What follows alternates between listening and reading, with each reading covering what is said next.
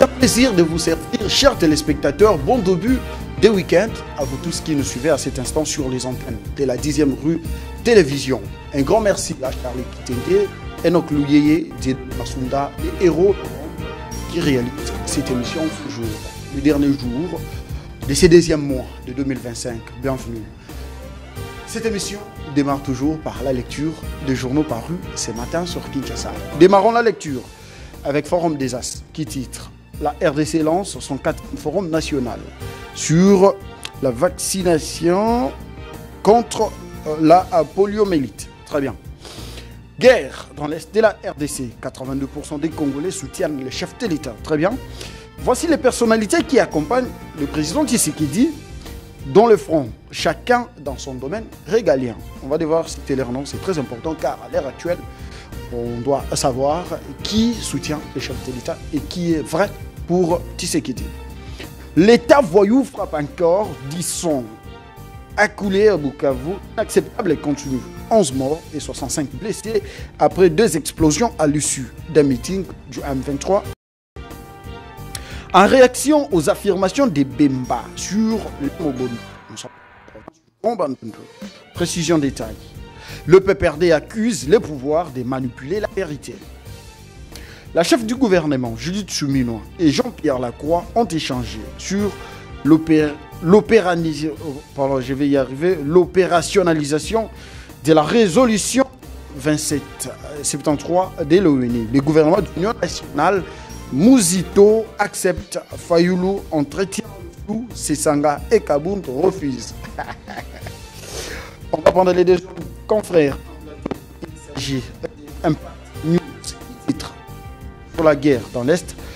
L'agression rwandaise contre la République du Congo pour stopper les dérèglements démographiques sur Terre. Le général qui est mobilise le personnel pour maximiser les recettes. Corneille Nangaa et l'armée rwandaise avec le peuple congolais à Bukavu. De nos frères qui ont quitté la terre des hommes. Pour Fayoulou éradiquer la guerre ne sera possible qu'avec la cohésion nationale. Très bien. Ça c'est bien, Martin Fayoulou. Je me répète. Fayoulou éradiquer la guerre ne sera possible qu'avec la cohésion nationale. On en parle d'ailleurs.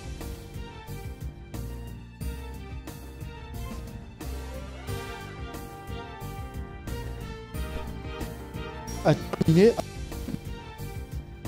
il s'agit de la prospérité qui titre nos crimes contre l'humanité à Bukavu, Rwanda halte, méthode barbare d'un voyou. En dépit des massacres, manipulations et crimes odieux contre l'humanité, Goma, Bukavu, les gouvernements déterminés d'écrire contre Dieudonné. Guerre 5 membres du gouvernement auditionnés à la Commission de défense et sécurité. Jean-Pierre Lacroix, il faut que les hostilités cessent, que la diplomatie pour vers un gouvernement. Tout le monde en parle apparemment. Isidore Kouacha, Ngembo, le judiciaire.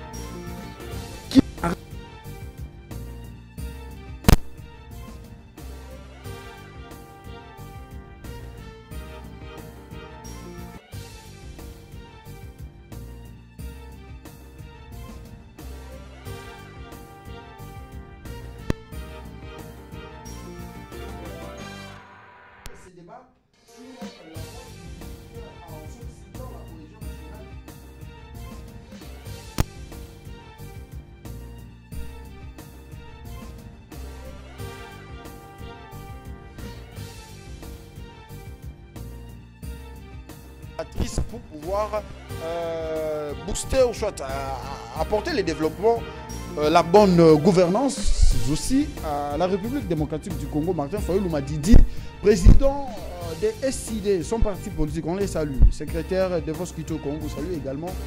et tous les membres de votre parti politique. C'est bien, la cohésion nationale, on en parle. Chers téléspectateurs, une fois de plus, bienvenue. Allez, jusque-là, un invité en plateau, il est de l'AVC, Daniel Fungula. Ensemble avec lui, on va devoir échanger autour de l'actualité en République démocratique du Congo, mais aussi, on devrait quand même parler de ces domaines sportifs. Je vous rappelle, chers téléspectateurs, j'ai suivi quelque part où Maître Didier Boudimbo Touabouanga est plébiscité. Il est parmi les meilleurs ministres de ces gouvernements soumis. Une très bonne chose. Il y a quand même les avancées, il y a des réussites en sport. On va l'épingler tantôt avec Daniel Fungula, car il est de ces grands partis politiques AVC alliés à l'UDPS, parti au pouvoir. Daniel, bonjour et bienvenue. Bonjour, merci beaucoup. Comment allez-vous?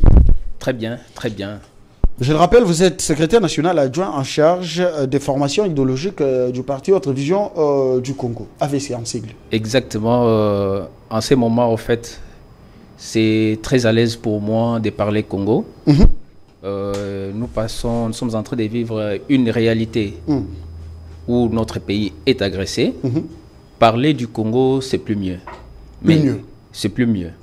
Qu'à cela ne tienne, vous m'avez présenté comme secrétaire national adjoint en charge de formation idéologique du parti Autre Vision du Congo. Exactement, c'est ce que je suis. J'assume cette fonction. Nous avons notre secrétaire général, Maître Magloire Kassongo, que je salue. Nous avons Maître Didier Boudimbo, Excellence du ministre du Sport et Loisirs, qui est le patron du parti, et donc l'autorité morale que je salue, qu'on appelle affectueusement Génie Blanc. Génie Blanc. Génie Blanc, effectivement, par rapport aux multiples résultats qu'il a présentés depuis qu'il a commencé à avoir des responsabilités étatiques. Alors, lorsqu'on l'appelle Génie Blanc, ce n'est pas par plaisir, mais exactement chaque chose, chaque nom ou surnom qu'on donne à quelqu'un, c'est là significatif. Et significatif et reflète réellement l'image de la personne qui porte ces noms. Alors, Génie Blanc. Comme vous parlez de Didier Boudimbo, actuellement, il est dans le Congo central, et son fief d'ailleurs. Oui, il est au Congo central. Maître Didier Boudimbo est allé sensibiliser la jeunesse. Il est allé également porter les soutiens au FARDC à la base d'Ekitona. Voilà. Alors, Didier, ministre des Sports en République démocratique du Congo, il était aux hydrocarbures bien avant. Bien avant, il était vice-ministre à l'enseignement, puis ministre national aux hydrocarbures, et par après ministre des Sports. Aux hydrocarbures, sport, là, je suis en train de voir un dossier lequel le stade des Martyrs a été déjà hypothéqué, une partie vendue par un concitoyen, je ne sais pas, il est congolais ou bien étranger, qui devrait ériger une station de fourniture en carburant. Et comment ces dossiers a pu tourner, parce qu'ils étaient aux hydrocarbures, l'essence, gazole et tout ce qui va avec. Et il revient au sport, il a tué les dossiers. Quelle a été la démarche engagée pour que ces dossiers puissent se terminer ici? Bon, au fait, je voudrais préciser ici, Excellence Maître Didier Boudimbo fut d'abord vice-ministre de l'EPST à l'époque, avec tout ce qu'il y a eu comme réalité du gouvernement, qu'il a été comme vice-ministre. Gouvernement Sama? Non, c'est le gouvernement Ilunga. Ah, Ilunkamba. Ilunkamba. Ok. Le tout premier gouvernement. Vous avez vu la réalité dès la session de chef de l'État Félix-Antoine Tshisekedi au pouvoir. Et ceux qui avaient longtemps dirigé ces pays ont cherché, du fait que le président de la République a tendu la main à ses compatriotes, disant que travaillons ensemble, mais ils ont cru que c'était de la faiblesse.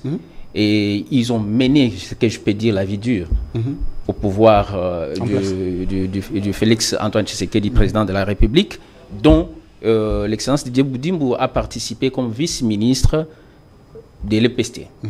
Et tout en étant là déjà, chacun de nous a vu Didier Boudimbo, vice-ministre de l'EPST, participer au projet ou à la réalisation du projet de la gratuité de l'enseignement. Exact.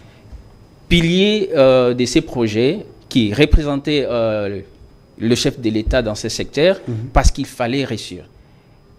Nos frères qui étaient avant nous, qui ont eu à travailler avec nous à ces moments-là, avaient un credo, que l'enseignement et la gratuité de l'enseignement ne réussira jamais. Le FCC, hein, vous voulez dire? Le FCC à l'époque. Et Excellence Didier Boudimou a milité avec tant de Congolais pour qu'il y ait la réussite de... Allez, très bien, revenons au Stade des Martyrs. L'enseignement primaire. La station qui devait être érigée là. Oui. À ce qui concerne, déjà, il faut rentrer un tout petit peu. Il fut ministre des hydrocarbures, comme vous avez dit. Et nous avons vu tout ce qui s'est passé à ce qui concerne le secteur des hydrocarbures. Même là où on ne pouvait pas citer les hydrocarbures, mais les hydrocarbures étaient cités. Et aujourd'hui, ministre des Sports et Loisirs. Cher journaliste, monsieur Chris, je vous rassure, les Congolais, quelques Congolais, sont animés de mauvaise foi. Mauvaise foi? Oui. Il ne faut pas accuser les autres. Hein, au fait, et vous blanchir. Lorsque on gère la chose de l'État, il faut avoir toute responsabilité, savoir répondre à ces responsabilités. En fait, le Stade des Martyrs, comme vous voyez, c'est une organisation qui dépend entièrement du ministère des Sports et Loisirs. Très bien. L'affaire station, je peux dire c'est la spoliation. Spoliation? Oui. Exact. C'est la spoliation, pourquoi? Parce que le stade a ses principes de fonctionnement. Cet endroit était prévu, la sécurité, la cellule de sécurité du stade, c'est-à-dire entrée Pongabi. Ok. Cet espace, on avait prévu, selon ce qu'on avait trouvé à l'époque, on avait prévu l'organisation de la sécurité. Mais les Congolais, ils sont Congolais, on ne va pas leur refuser la nationalité congolaise, ils ont préféré de construire une station-service. Et aussi, et je pense, un supermarché, quelque chose comme ça. Un supermarché? Oui. Si vous passez aujourd'hui, vous allez voir les traces. C'est encore là jusqu'aujourd'hui, parce que le passage, après le rapport du comité de gestion d'Adou Etambé, le ministre des Sports et Loisirs est passé lui-même pour voir. Et je vous rassure, c'était très, très amer. Question directe. Question directe. Qui avait vendu cet espace à ces Congolais dont vous faites allusion? Voilà, c'est là où j'allais arriver. Vous arrivez à un tel endroit, vous trouvez des ingénieurs en train de travailler, vous posez la question, vous faites quoi ici? Je travaille, je dirige les travaux. À qui appartiennent ces travaux? Je ne sais pas. Je ne sais pas. Qui vous a donné le mandat pour venir faire... je ne sais pas. Je ne sais pas. Et de telles réponses laissent à comprendre que... il y a une main noire. Non seulement main noire, la modalité d'acquisition de cet espace n'était pas propre. Sinon, on allait voir les documents. Voilà, l'autorisation de bâtir. Très bien. L'autorisation du ministère de l'Urbanisme. L'autorisation du ministère des Sports et Loisirs. Du fait que le stade des Martyrs... C'est au sein des centres municipaux. C'est juste à côté. L'espace prévu justement pour sécuriser lorsqu'il y a un événement. Donc vous voyez déjà les entrées là. Il faut avoir de l'espace. On doit évacuer. Alors, c'est quoi la suite? Voilà. Donc, et depuis que l'excellence Didier Boudimou s'est saisi de ces dossiers, je pense, il a orienté ces dossiers dans le voie habilité pour qu'il y ait l'éclaircissement. Très bien. Parce qu'il n'est pas ministre de la Justice, il n'est pas ministre des Urbanismes, il n'est pas de l'Urbanisme, excusez-moi. Il est ministre des Sports. Il est ministre des Sports. Lui, il a ses attributions et il a orienté les dossiers. Parlons même du sport congolais. Aujourd'hui, nous avons vu que ça commence à renaître un tout petit peu, même si le football trébuche à travers le championnat national. Il cache, hein, quelque chose comme ça. Ça change chaque saison, voilà, machin, tout ça, il cache. Bon, bref, championnat, division IN de la RDC Linafoot qui trébuche un tout petit peu. L'État n'a pas toujours assez de moyens pour soutenir la jeunesse à travers les sports parce que nous avons vu cette volonté manifeste des par le gouvernement congolais qui avait quand même disponibilisé les vols de la société aérienne congolaise pour que le mouvement de sportif s'efface dans toute facilité, pour que cette charge ne revienne pas aux dirigeants des clubs. Alors cette démarche a été coupée. Et aujourd'hui, c'est la cause de problème. Le calendrier de la Ligne Foot n'est plus respecté de par les déplacements des équipes dans différentes provinces. Alors, la grande question reste de savoir, le sport avec Didier Boudimbo, vous l'avez trouvé où? Qu'avez-vous fait? Et qu'est-ce que vous comptez faire? Merci beaucoup. Je voulais ici rassurer à tous les téléspectateurs que je ne suis pas porte-parole on comprend, merci. Du ministre. Merci. Du ministre on va passer à autre chose. Donnons les temps, c'est la télé. Merci. Mais vous êtes clair. Je peux commenter selon ce que moi je vois. Oui, c'est clair. Une phrase. C'est clair. Pour moi, j'ai dit aujourd'hui, le sport va mieux. Très bien. Alors, les Stades des Martyrs, j'ai suivi quelque part, les agents menacent d'aller en grève. Les agents qui travaillent au sein du Stade des Martyrs, parce que c'est toute une structure, hein. Il y a des travailleurs, les stades doivent être entretenus, de par les fonctionnements, tout ce qui va avec. Qu'est-ce qui se passe exactement? Dadou Etambe n'est pas à la hauteur de bien gérer ces stades, parce qu'il est l'administrateur. Je le signale pour vous, chers téléspectateurs. Je voudrais vous faire rire un tout petit peu en vous posant la question où est-ce que vous avez vu. Mais comme les questions sont les vôtres, et c'est tout à fait logique, hein. Étant journaliste, c'est votre devoir de fouiner par-ci par-là. C'est que vous avez vu comme information ou quelques éléments comme ça, je voudrais préciser. Je suis assistant du comité du complexe Omnisport du Stade des Martyrs. Je salue d'ailleurs notre comité des directions et en passant, l'AG Dadou Etambe. En fait, la situation n'est pas très bien éclaircie. Le Stade des Martyrs est dans le ministère des Sports et Loisirs. Très bien. L'administration au sport et loisirs a un secrétariat général qui assure le bon fonctionnement de ces secteurs. Et il y a les agents. Ces agents-là, je précise ici, ce sont les agents de l'État congolais. Donc, les agents que vous voyez au Stade des Martyrs appartiennent à l'État congolais. Très bien. Les agents payés.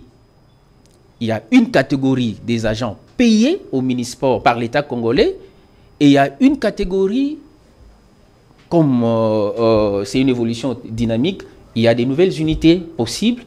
Il y a à un certain moment la main-d'œuvre qu'on fait à l'extérieur.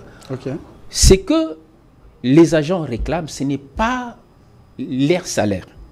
Pas du tout. C'est quoi? C'est une prime. Et là, une prime des prestations. Cette prime provient d'où? Cette prime provient de tout ce qui est revenu du stade par les publicités, par l'organisation des activités socio-culturelles, nos sportifs, par exemple, les concerts, politiques, religieuses, ainsi de suite. Il y a aussi les matchs. Quand l'Union Sacrée organise là-bas, elle paye l'Union Sacrée? Exactement. Exactement. Toute activité qui s'organise au Stade des Martyrs, on paye. Allez, on va clore les dossiers. Vous avez quand même donné les... Là, je voudrais préciser qu'aujourd'hui, les Stades des Martyrs, depuis qu'on a suspendu les activités socio-culturelles, après le concert de Mike Kalambay, que l'État congolais a très bien géré les dossiers, mais les Stades des Martyrs, il n'y a même pas seulement il n'y a pas que le Stade des Martyrs, il y a aussi le Stade Tata Raphaël, qui aujourd'hui souffre encore de cette situation de ce qui s'est passé à l'époque après concert en fait de Mike Kalambay. Très bien, merci beaucoup. Nous espérons, et ces agents aussi espèrent que l'État va prendre des mesures habilitées pour lever la mesure. Merci. Allez, Daniel Fungula est notre invité, chers téléspectateurs. Merci de nous suivre. Toussaint Louba qui nous suit depuis sa résidence. Merci d'être connecté ensemble avec Maman Magui, Kipoy et Nora Mafuta. Merci de nous suivre. C'est très bien comme ça. Vous également, vous nous suivez. Réagissez via ces numéros affichés au bas de vos écrans. Je parlais tantôt des Congolais qui sont derrière Félix-Antoine Tshisekedi Tshilombo. 82% des Congolais soutiennent les chefs de l'État. On va citer quelques-uns ici. Souminois, selon le point, sondage Le Point. Et donc, pour des précisions, Souminois soutient le chef de l'État à 68%. Augustin Kabouya, Charlie Kitenge. Augustin Kabouya soutient le chef de l'État à 63%. Allez, qui d'autre? Thérèse Kaikouamba soutient le chef de l'État à 60%. Patrick Mouyaya, non. Jean-Pierre Bemba, Jacquemain Chaban, Jacques Yaboula, Didier Boudimbo, 4%. Didier Boudimbo, non, je ne vois pas bien. Je ne sais pas, 54 peut-être. Didier Boudimbo, 54. Eliezer Tamboué, Miguel, André Mbata, Doudou Fouamba, ils sont nombreux. Adolphe Makutano, Christian Bossembe, Daniel Bumba Loubaki, André Alain Atundu, Lyongo. Allez, ça c'est amusant. Voilà, Constant Moutambosi, je vois Lambert Médé également, Maurice Tchoukouya, Jean-Pierre Liavou, Aimé Bosch. Allez, on va prendre la grande thématique, la cohésion nationale. Vous le savez, les chefs de l'État ont réuni sa famille politique, l'Union sacrée, au chapiteau de la cité de l'Union africaine, où il a parlé justement de l'agression rwandaise dans la République démocratique du Congo, précisément dans l'Est. Vous le savez, chers téléspectateurs, cependant, les chefs de l'État appelé à l'unité nationale. J'ai beaucoup aimé. Je félicite le ministre, le VPM, Chabani, qui a convoqué la SENCO. Ça, c'est bien. Nous l'avons dit ici en plateau, que M. Chollet devrait être entendu. Il a parlé des stigmatisations des Swahiliphones en République démocratique du Congo. Chollet, après avoir côtoyé Nanga, côtoyé les rebelles, côtoyé les plus petits commis diviseurs de la sous-région, Paul Kagame, et on lui met les mots dans la bouche. Il revient après avoir échangé avec toutes ces personnalités en République démocratique du Congo pour nous parler de la division. Ça ne devrait pas quand même sortir de la SENCO. C'est bien, le ministre de l'Intérieur s'en est saisi de la question. Il les a convoqués pour les entendre. Ça, c'est une très bonne chose. Moi, je souhaiterais qu'il y ait l'ouverture d'un dossier à la justice. Ce n'est pas normal à l'ère actuelle. Quand les chefs de l'État s'élèvent pour appeler à l'unité nationale, à la cohésion, vous venez avec de tels discours séparatistes, ce qui n'est pas normal. Et de quoi? Ça vient d'un prélat catholique. Des prélats catholiques, la SENCO. Décevant.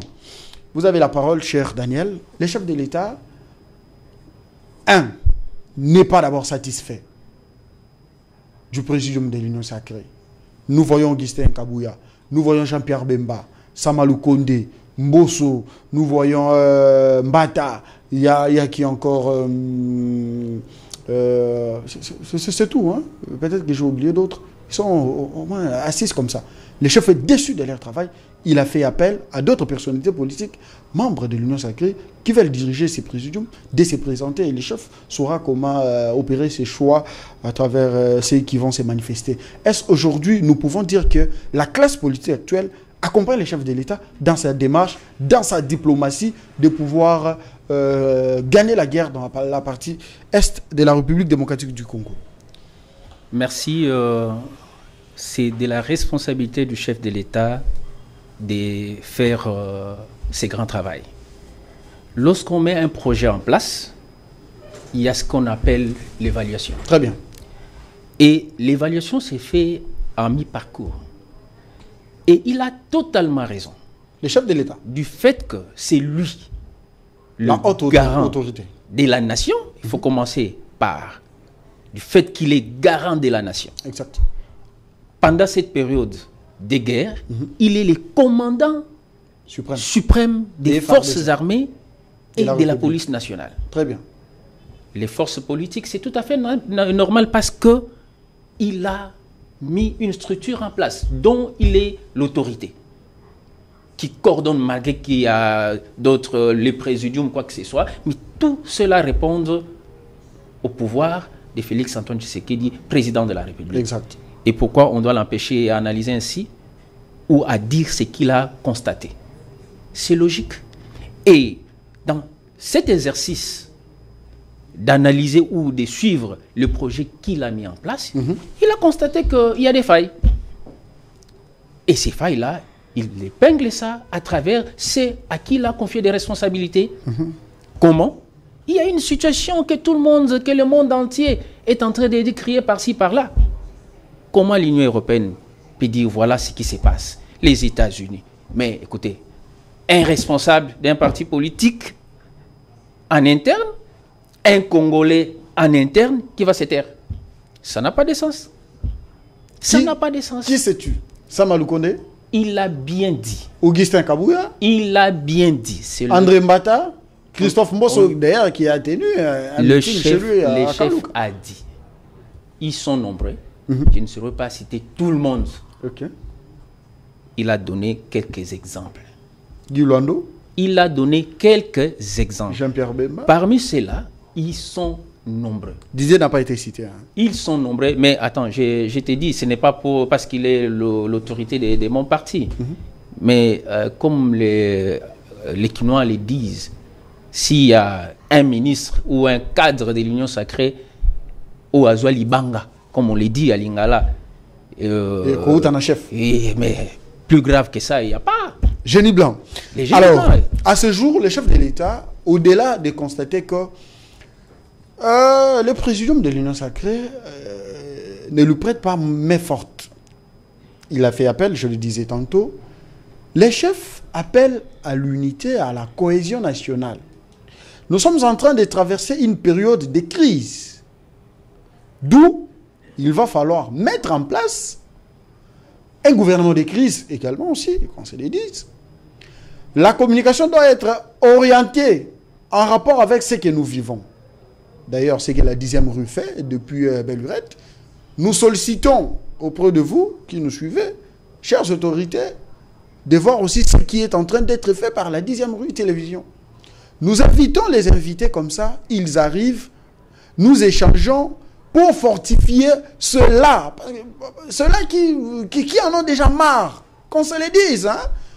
Il y a des gens qui en veulent plus, au fait. Mais nous, en tant que médias, nous les fortifions au jour le jour. Je pense que en retour, il faudrait faire quelque chose. C'est très important. On ne peut pas le dire à la télé, mais constatez-le et faites quelque chose. S'il y a ceux-là qui tiennent des points de presse avec le moyen de l'État, au retour, les gens, ils n'ont même plus de crédibilité auprès de la population. Et un média sérieux, comme la 10e rue, qui disponibilise ces matériels, qui couvre les activités des institutions de la République, en retour, vous devrez faire quelque chose. C'était qu'un rappel. Les chefs font appel à la cohésion nationale à l'ère actuelle. Qu'est-ce qu'il a d'abord constaté en interne? D'accord. Merci beaucoup. En fait, vous devez considérer l'organisation Union Sacrée comme un système. Dans un système, lorsque on change un élément, et les comportements de ce système changent. Très bien. C'est-à-dire, il y a eu objectif. Je vous ai parlé du projet ici. Pendant l'exécution du projet, il peut y avoir des problèmes. Je vous donne l'exemple. Actuellement, pendant que Félix-Antoine Tshisekedi, président de la République, avec son gouvernement suminois, qui avait des objectifs pour satisfaire les besoins du peuple congolais, se sont retrouvés devant la guerre, devant l'agression rwandaise. Il y a un changement. Et pendant ces changements, il faut qu'il y ait aussi changement de comportement des acteurs, des parties prenantes. Aujourd'hui, avec l'exercice du pouvoir, le partie prenante, ce sont les responsables politiques. Parce qu'ici, on néglige aussi ceux-là qui ne sont pas dans des partis politiques.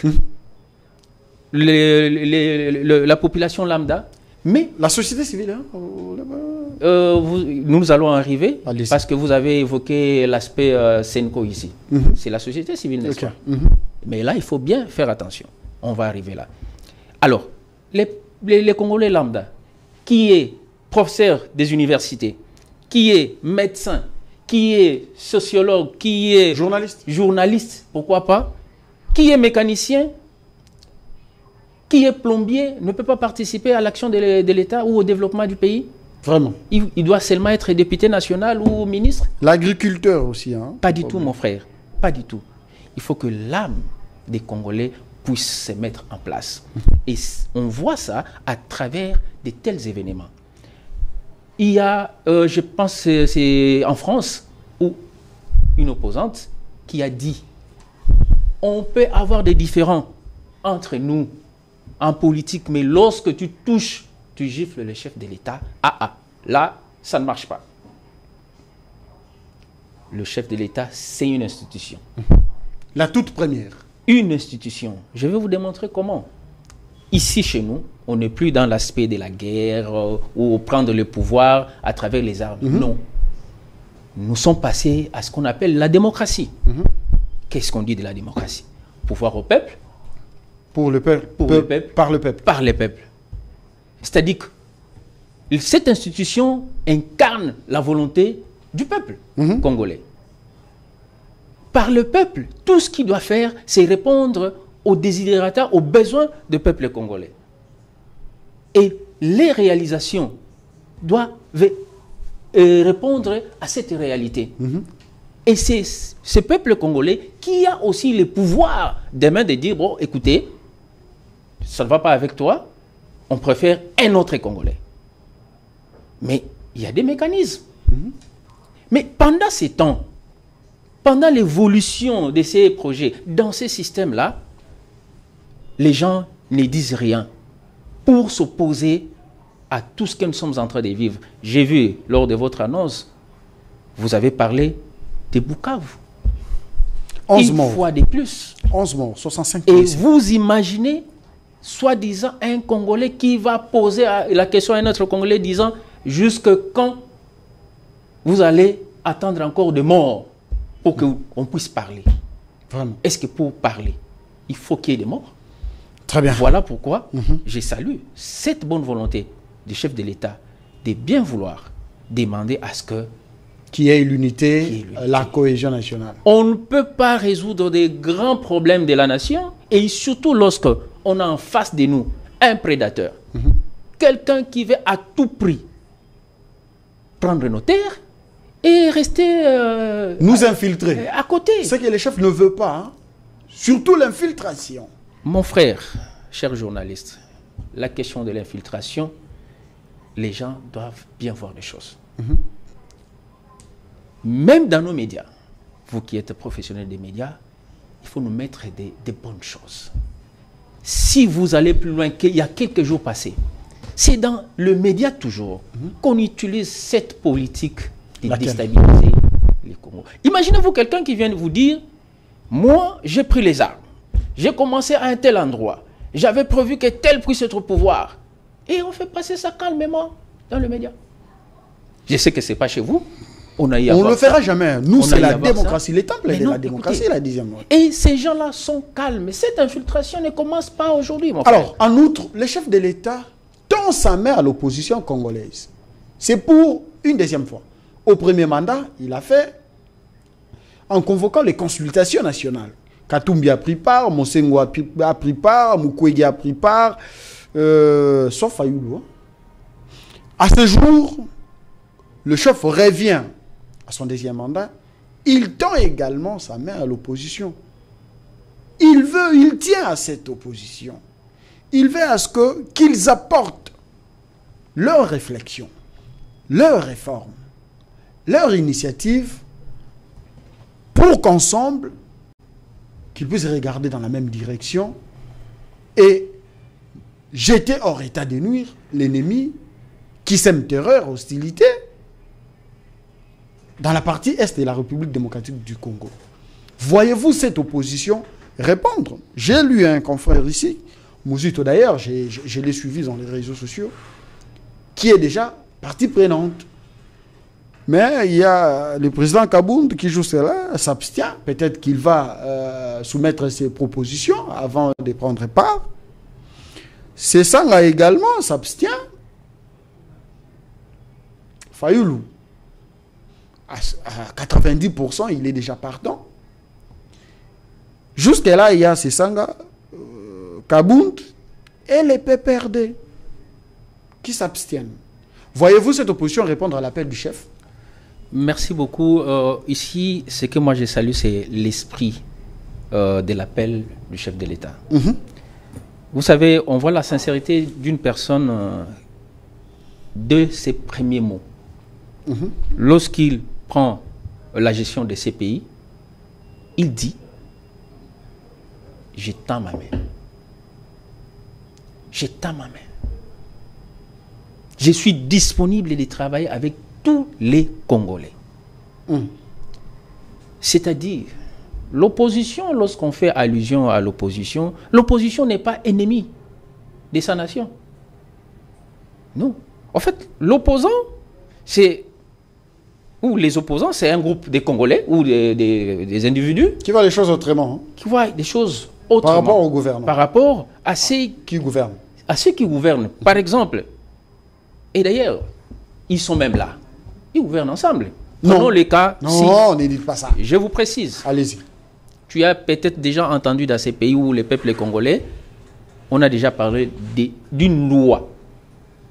Loi telle. Et vous verrez que cette loi-là provient d'un opposant.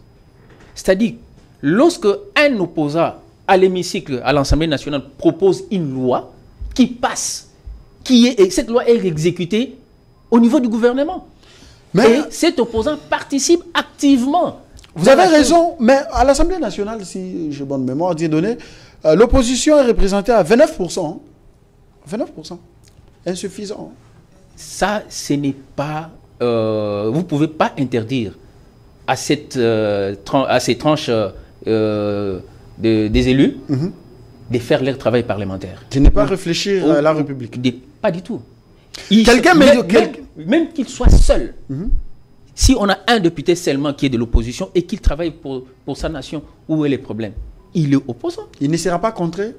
Par qui? C'est parce que ces propositions, est-ce qu'elles passeront? J'espère que ce qu'il va proposer, j'espère que vous suivez très bien notre démocratie parlementaire. C'est-à-dire, lorsqu'un élu propose une loi, ça passe par le bureau d'études. Bien sûr, le présidium, ça passe par le bureau d'études, ils analysent, tout. Et ça va un examen. On vient soumettre à la plénière. Si cet élu voulait bien les biens du peuple congolais, qui est cet élu, qui est celui-là de la majorité, ou je ne sais pas d'où, qui va refuser? Cher Daniel, un opposant m'a dit hier, ici en plateau même, qu'aujourd'hui, les chefs de l'État, Félix-Antoine Tshisekedi Tshilombo, tend sa main à l'opposition. La même opposition que lui, hier, a traité de fragile, que lui ne considère pas. Qu'il a traité d'opposition, et Anzala, entre guillemets. Voyez-vous cette opposition avoir le courage de s'habiller en costard, répondre à l'appel du chef de l'État? Et il ne faut pas stigmatiser... Parce que les chefs ne considèrent pas cette opposition. Dixit, un invité hier, en plateau ici même. Oui, je respecte ce qu'il dit. Je n'ai pas à m'opposer à quoi que ce soit ou à commenter. Mais au moins, moi je vois le chef de l'État qui tend la main aux Congolais. Très bien. Ces opposants sont des Congolais. Exact. Il n'y a pas quelques jours que j'ai suivi l'opposant Martin Fayulu Madidi qui parlait de la situation de l'Est. Vous pensez que si aujourd'hui, les Rwandais gèrent les institutions, on peut revenir, même à l'époque, en 1997, lorsque le chef d'état-major général de notre pays... À l'époque du Zaïre, hein? Non. L'avènement de l'AFDEL. Oui, James Kabarebe était chef d'état-major. Ne citez pas son nom. Non, mais je l'ai dit. C'est-à-dire quoi? Qu'est-ce qui s'est passé à ce moment-là? C'est l'élite qui était éliminée. Aujourd'hui, à travers cette infiltration dont vous avez fait allusion, la jeunesse est par terre. Vous savez avec quel système? Regardez dans nos rues. Qui a fait entrer tout ce qui est zododo? Tout ce qui est la consommation de l'alcool par-ci, par-là. Qui? La banalité, l'immoralité. La dépravation de mœurs, c'est venu avec quel système? Parce que quel système? C'est les systèmes rwandais. Et avec ces systèmes de l'infiltration. Parce que les Rwandais, ou avec Kagame, parce qu'on ne prenons pas toute la population rwandaise, mais Kagame, dans ces systèmes, il anéantit. Moi, j'aime bien l'appeler le plus petit commun diviseur de la sous-région. Il affaiblit, il tue. Vous voyez tout ce qu'il a fait avec Burundi. Ah, parlons même du Burundi. Toute élite. Parlons même du Burundi. Évariste Ndayishimiye, le président de cette nation, avait prévenu sur les conséquences de l'insécurité dans la partie est de la République démocratique du Congo. Il avait dit que cet état des choses risque de fragiliser la sous-région.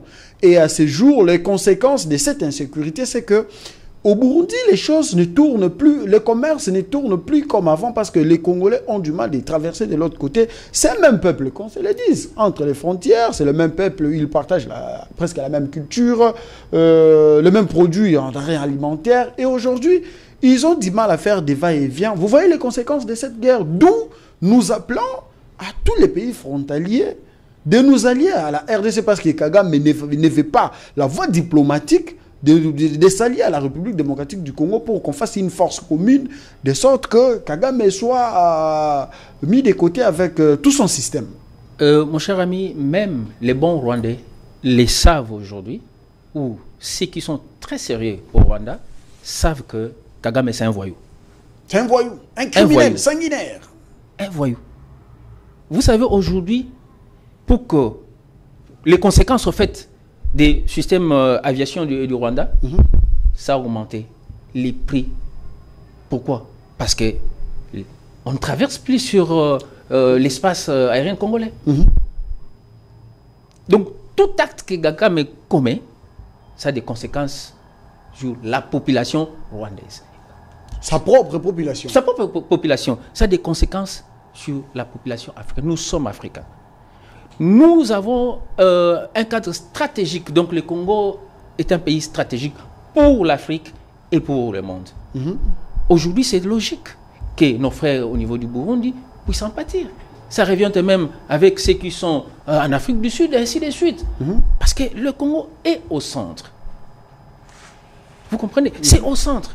Et ces considérations amènent à ce qu'il y ait des frustrations ailleurs. Très bien. Et Ndayishimiye a tout à fait raison. Parce que Ndayishimiye est victime. Il est très énervé ces derniers temps. Très énervé. Victime. Alors, du fait que nous avons encore des victimes vivantes, alors, tenons le taureau par les deux cornes. Allez, Ndayishimiye, qui est en position de la République démocratique du Congo, il prend notre part, il défend la cause de la République démocratique du Congo. Cyril Ramaphosa, en Afrique du Sud, défend également la cause de la République démocratique du Congo. Il vous souviendra, il n'y a pas longtemps, 3 soldats sud-africains ont été tués toujours dans les affrontements avec les rebelles Nanga et puis M23. L'opposition sud-africaine a demandé au président Cyril de retirer des troupes sud-africaines sur le sol congolais. Il a dit non. Les Congolais, ce sont nos frères, ce sont nos sœurs. L'Afrique du Sud, l'armée sud-africaine a le droit de les protéger. Une très bonne chose, une bonne prise de solution. Cependant, l'ancien président de la République démocratique du Congo, il est venu à 29 ans. Il a quitté aux affaires, je ne sais pas moi, 45, 44 ans. Le Congo a fait de lui aujourd'hui l'homme le plus, parmi les hommes les plus puissants du monde, un multimilliardaire. Quelqu'un disait en plateau, le Congo a donné à Kabila la femme, les enfants, des grosses caisses, des belles maisons. Et aujourd'hui, le même Kabila, si Ndayishimiye prend la position de la République démocratique du Congo, Cyril Ramaphosa et tant d'autres, mais c'est lui qui connaît la source de cette insécurité en République démocratique du Congo, n'a placé mot. Concernant les morts, de janvier jusqu'à nos jours, plus de 7000 morts. Judith l'a rappelé lors de la réunion des droits de l'homme à Genève. Kabila n'a dit mot, il s'est tué. Pour lui, l'importance était de critiquer les régimes de Tshisekedi. Cette prise de position, cette sortie médiatique de Kabila, est-ce une vraie sortie ou bien une sortie ratée? En fait, moi, je voulais vous dire ici La situation de Kabila s'est justifiée. Expliquez. Silence de Kabila veut dire refus d'être arrêté. Je comprends rien. Je dis bien.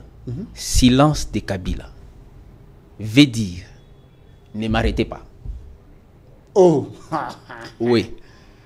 Ne m'arrêtez pas. Qui va arrêter Kabila? J'arrive. Ne m'arrêtez pas.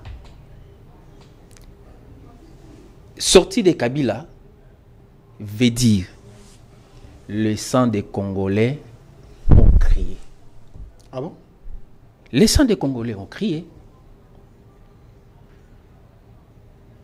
Les sangs des Congolais a tellement crié que aujourd'hui, il ne sait pas se ressaisir.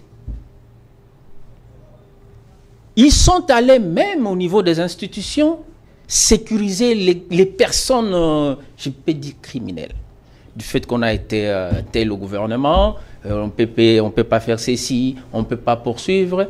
Mais nous venons de voir avec vous un ancien président français passer à la barre. À la barre. Nous avons vu l'actuel président des États-Unis d'Amérique, Donald Trump, convoqué par la justice. Convoqué par la justice, répondre. Vous imaginez combien ici le chef avait dit qu'il ne va pas fouiner dans les passés. On a eu, oui, c'est légitime. Kalev Moutonde, le tout-puissant aujourd'hui. Nelson Mandela, à l'époque, après tout ce qui s'est passé, il a dit, mettons-nous ensemble. Mais cela n'a pas empêché l'Afrique du Sud à appliquer la justice. Très bien. Ne pas fouiner dans le passé ne veut pas dire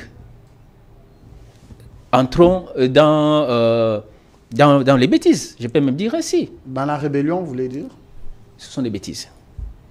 Et aujourd'hui, du fait que les gens sortent dans les médias pour parler et pour parler de quoi?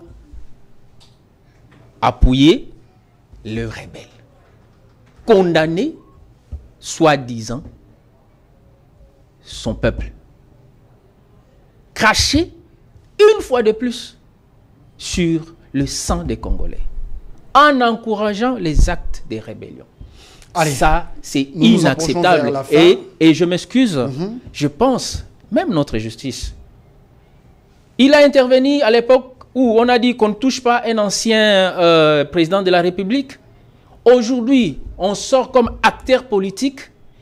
Il doit être prêt de répondre aussi devant toutes ces allégations devant la justice. Merci, parce qu'on s'approche déjà vers la fin.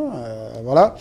La démarche de la Senko, une démarche entreprise, entre guillemets, pour pouvoir mettre tout le monde autour d'une table qui ait la paix dans la partie est de la République démocratique du Congo.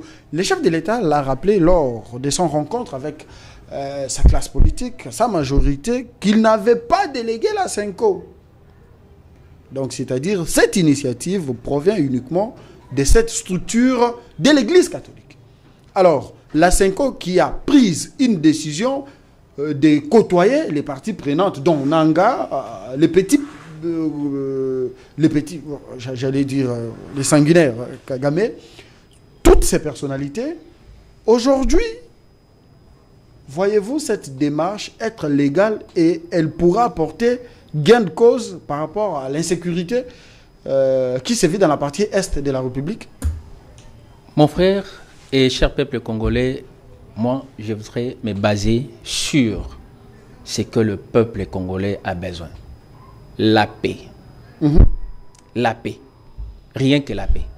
Et cette paix passe impérativement par les Congolais. Très bien. Les Congolais qui doivent s'organiser, qui doivent parler avec toute responsabilité en reconnaissant que tel est chef de l'État, tel est peuple, parce que à part l'institution président de la République qui répond que le garant de la nation, nous tous, peu importe nos fonctions, nous sommes Congolais.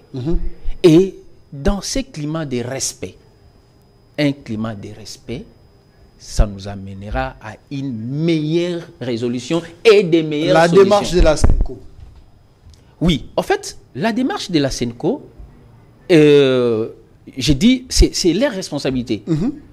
Dans toute démarche, il y a les positifs, il y a les négatifs. Quant au président de la République de voir dans tout ce qu'il veut pour résoudre les problèmes du Congo, s'il peut tirer quelque chose de positif dans la démarche de la SENCO, tant mieux. Mais s'il trouve que, parce que c'est lui le garant de la nation, s'il considère que dans ce que la SENCO est en train de faire, et il n'y a rien de bon, écoutez, il va se décider. Très bien. La stigmatisation des Swahilophones, Dixit, la SENCO. Toujours la même SENCO. Moi, ça m'énerve. Oui, en fait... Jacques Chabani a demandé aux évêques membres de la SENCO de se présenter et de lui fournir des éléments par rapport à ce qu'ils ont tenu comme propos. Je viens de dire ici, dans toute démarche, il y a le positif, il y a le négatif. Il y a des dérapages.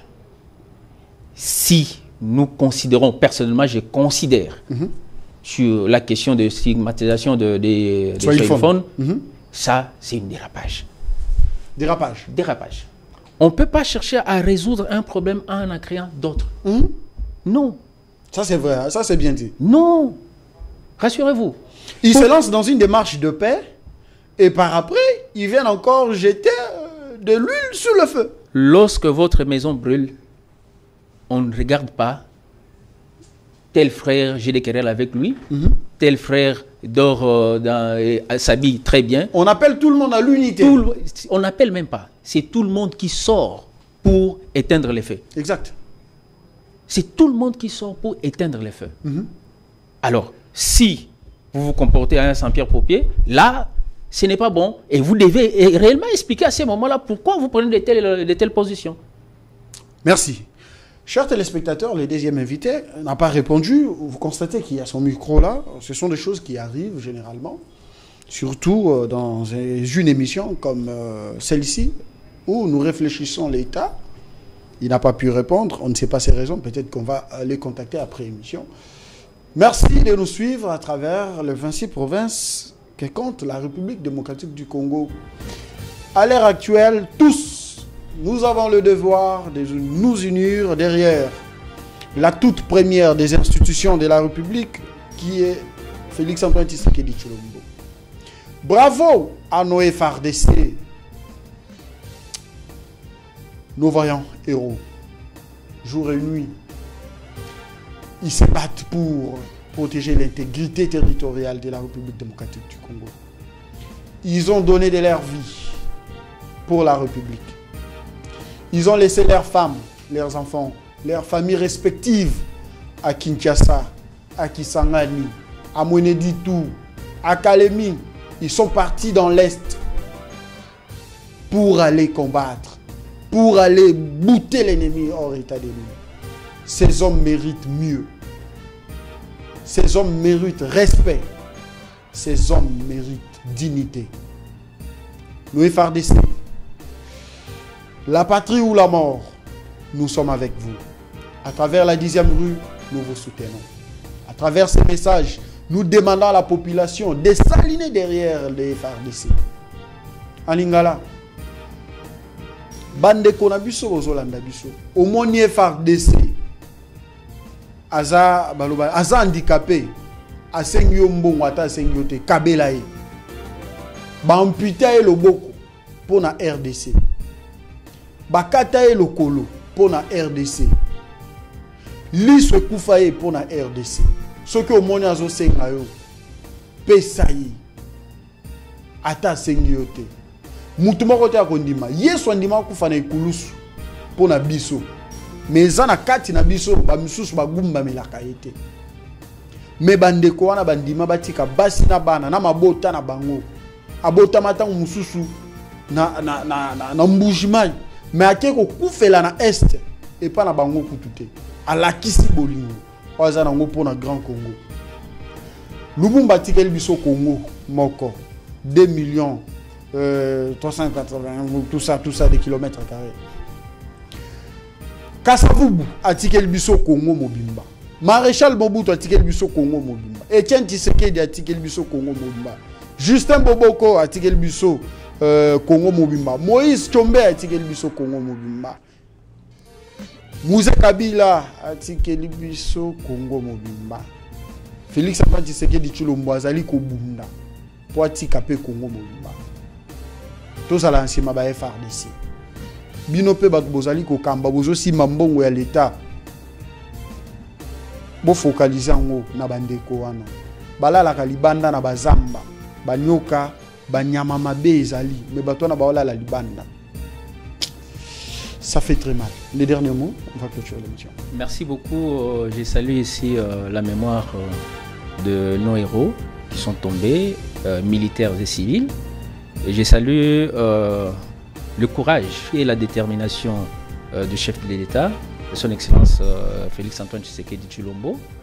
J'ai salué l'autorité morale de mon parti, Excellence Maître Didier Boudimbu, pour sa détermination de vouloir que l'AVC et autres régions du Congo puissent aller de l'avant. Et j'ai salué tous les militants de l'autre vision du Congo, AVC en sigle, les fédéraux, les cellulaires, les sectionnaires et tous les interfédéraux en province et à Kinshasa, et 4 coordonnateurs de Kinshasa. J'ai salué tous les peuples congolais. Que vive la nation congolaise, que vivent nos FRDC pour toute la situation que nous sommes en train de passer en ce moment, que les Congolais se réunissent et trouvent la bonne solution pour le survie de notre pays.